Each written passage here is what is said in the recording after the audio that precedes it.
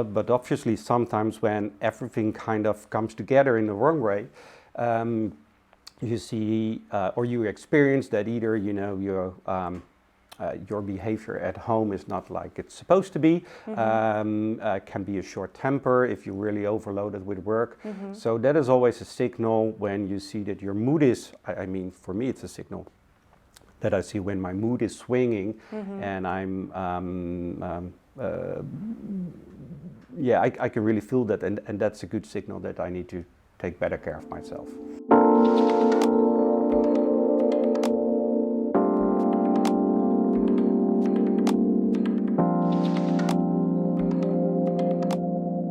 Welcome, Wytze, to our office here in Amsterdam. We're really happy to have you. So we've just met, but I am Emma. I'm a psychologist here at OpenUp. And OpenUp is a mental health care provider who has partnered together with WorldHotels and Best Western. And we decided together to dive a little bit more into the topic of mental health. Absolutely. But before we dive into that, would you mind introducing yourself? Not at all. So I'm Wytze. I'm the Vice President for WorldHotels and Best Western in Europe and the Middle East and Africa. I've been working in this industry my whole life long. And beside what I do professionally, I'm a father of 3 wonderful kids and I'm married. So that's my private situation. Nice, thank you for sharing, Wytze. Well, I always like to start conversations like this with the question, how are you really doing today? Well, today I'm actually doing pretty good. I have been traveling a lot in the past weeks. I returned home from a trip to the US last Friday. So I took the weekend to kind of get over my jet lag. I had to celebrate my birthday last weekend. So congratulations. Thank you, that gave a lot of energy. So yeah, all fired up, feeling really good. It was a good trip to come here. Traffic was easy, so yeah, couldn't be better. Oh, sounds a lot of things working in your favor, but I'm also hearing the elements but still early days. Yeah, it's still early days. It is. But also the elements of taking care of yourself after a trip as well. So we wanted to talk a bit more also about mental health, the reason I was asking how you're really doing today. And I'm curious, what does mental health mean to you personally? Well, if it's really personally, I think you can only, since we are living in a quite demanding world, I mean, you have your work, you have your friends, your family, it's quite a lot to cope with. And I think mental health for me is really to feel as good as you can in your body and in your head to, be the person you want to be as in your professional life and in your private life. And with blurry lines between work and life, work and private life, that is a challenge where you really need to pay attention to and make sure that you take care of yourself. Yeah, so it's really finding that balance between the two and also seeing mental health and physical health as an enabler to live the life that you want to live. And do you mind me asking if you've ever had your own mental health challenges?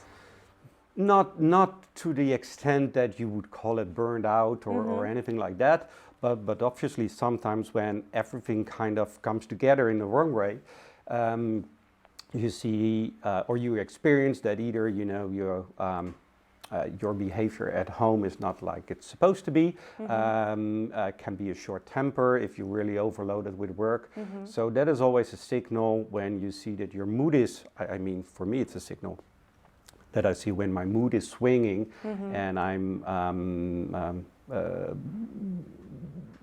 can really feel that, and that's a good signal that I need to take better care of myself.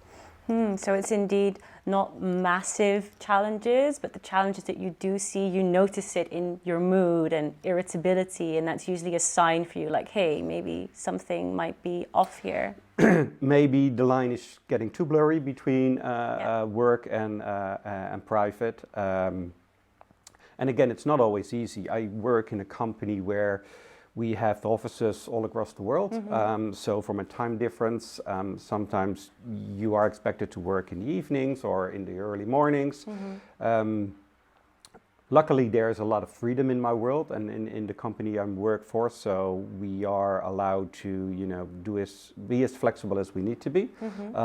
So that is really helpful, but it's also it could also be a hazard or a danger if you really, you know, make if the line gets too blurry, so to say. Yeah, yeah. Okay, so a sign that the line's getting blurry between work and private, and there is a lot of flexibility, but indeed that can also be a downfall if there's too much flexibility. And where are the set lines of work and private? Yeah, I think the flexibility is great, but as a person, as an employee, you need to manage those lines and your own expectations. So that's absolutely super important.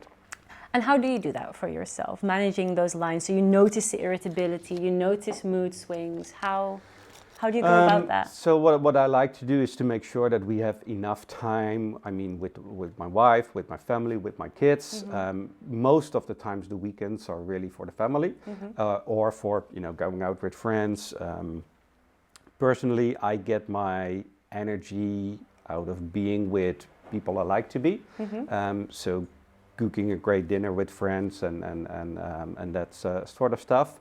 But what always helps me as well is I have a dog, so when I work from home, I take the liberty to walk the dog twice a day, which is kind of a break. It kind of clears your head in a way. It provides a bit of exercise, well, not really exercise, but at least you're outdoors. So yeah, that's the way I like to do it.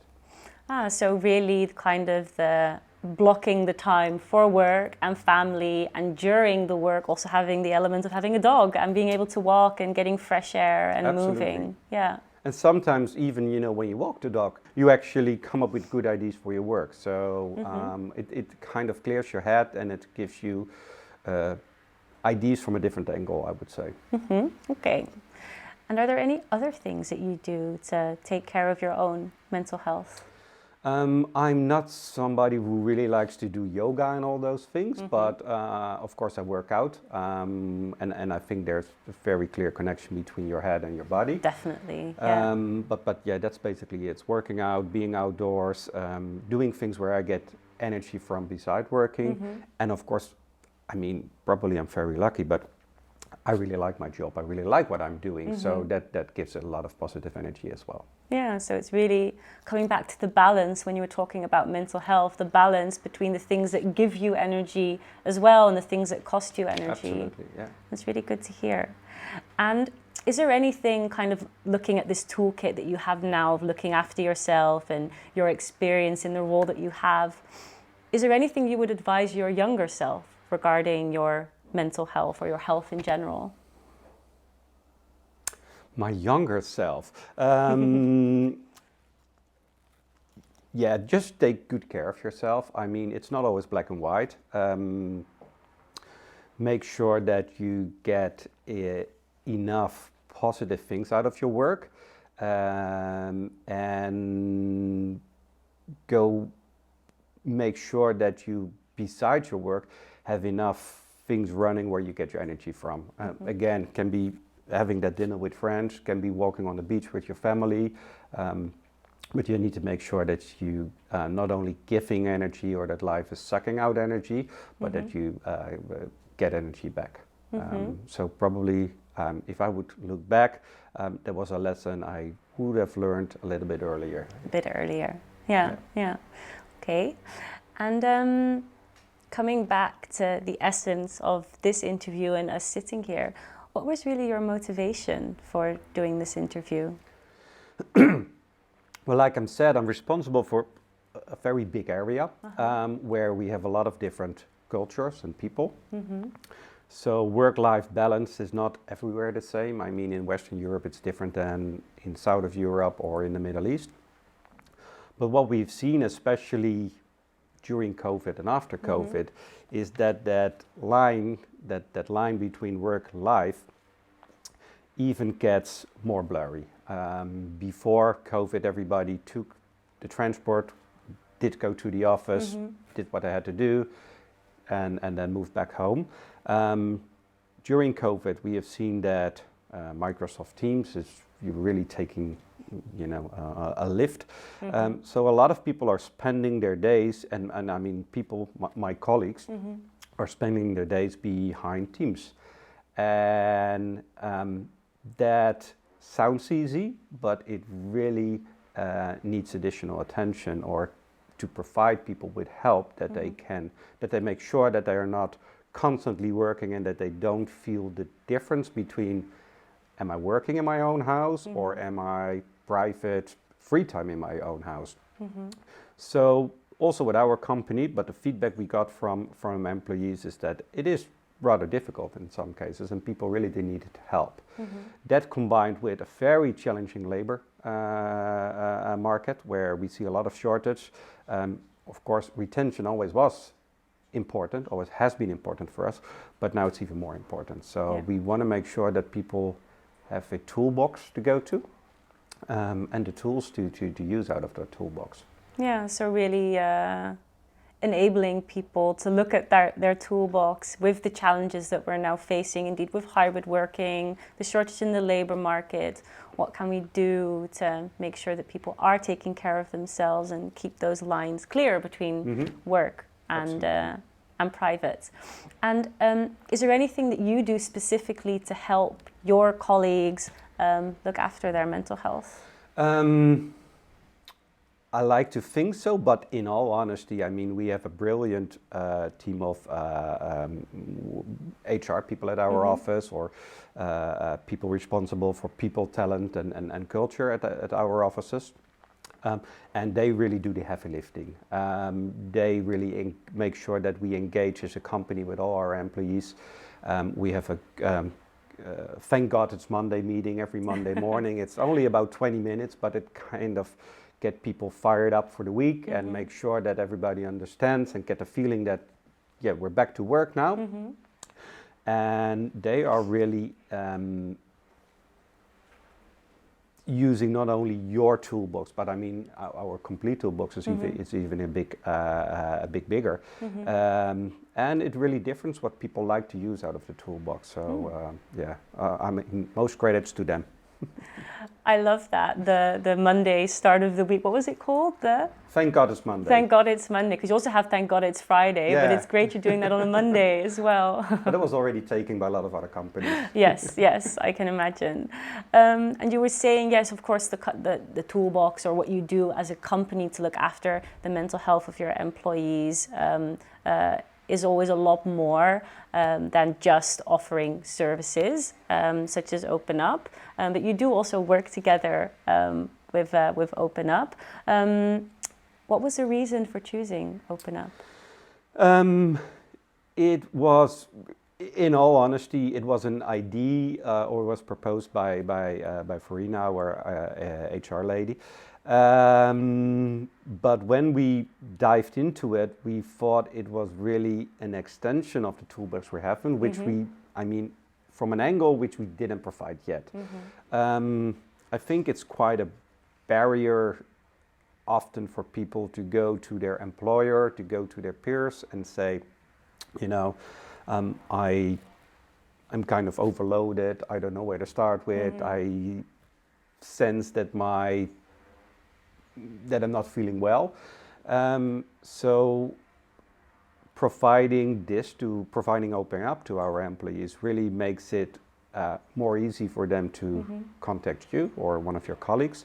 We have seen in the past few months since we partnered with you that actually a good share of people are using it. So that is good evidence that it is working.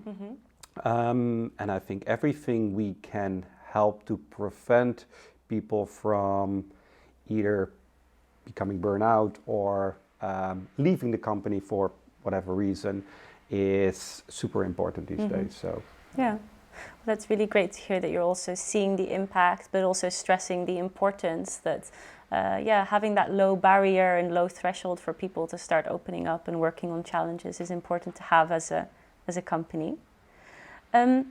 Wytze, is there any last takeaway you would like to give to the listener from our conversation?